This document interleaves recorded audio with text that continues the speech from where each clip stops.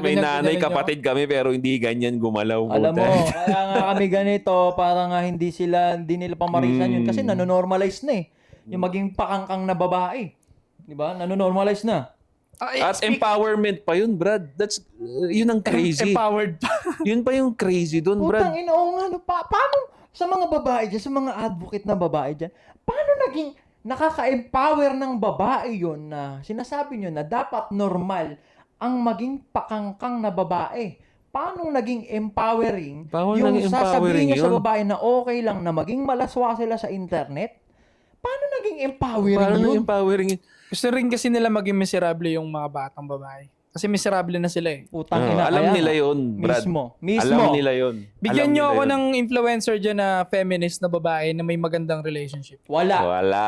Kasi lahat ng nakikita nating babae na may tikas, tapos successful when it comes to resources and career, walang paki sa mga ganyan. Yep. Wala. Yep. Lalo Wala. yung mga maayos na babae. Oo nga, no, sa madaling sabi, yung mga advocate, iisa korte nila. Isa ko. Puro Isa baliw. aura Puro nila, wasted. oo. Yeah. Puro buang. Oh, yeah. Puro Sa wasted. totoosin lang. Kasi, Honest to goodness. bro, walang... nakikita nyo ba, bro? Nakikita nyo ba yung dynamic sa social media? Alam ko, pansin nyo to eh.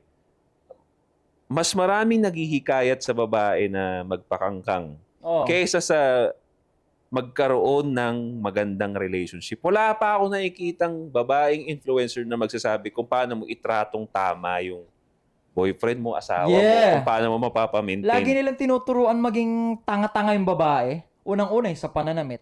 Okay lang maging revealing yung suot mo without considering kung saan ka pupunta, ano yung pupuntahan mo, sino yung mga makikita mo. 'Di ba? Parang express yourself, pwede mo suotin ang gusto mo. Yun yung tinuturo nila, that okay lang daw yun. Normal ba yun? Hindi normal yun, mali Hindi normal yun. Pwede mo Pangalawa. mag-pek short sa first date. O, di ba? Hindi, ito pa. Pangalawa.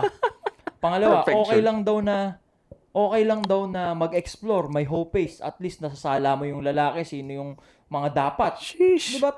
Tinuturuan nila maging Pang pakangkang. lalaki yun eh. Oo nga eh. Yung putang ganon, ina nga eh. pre. Yung sinabi mo na yun. Agree ako doon na lagi nila sinasabi yun. Pero yung bullshit na yun, pang lalaki pa yun. Mag-explore daw ang puta, hope Anong- face. Yung Tanginang hope, yan. doon pa lang Hanggang sa mahanap- word na hope face, mali na eh. Ho, ano ba yung ho? Ano ba yung hope? Di ba pokpok yun? Tas proud kayo doon? Mali daw kayo ng pagkakaintindi sa term ng hope face. Ano Kasi ba ang yung hope ho? face Sige nga daw. po, tangina comment down below. Ano ba yung, di ba hope face? Eh di, dun sa face na yun, pokpok ka dapat.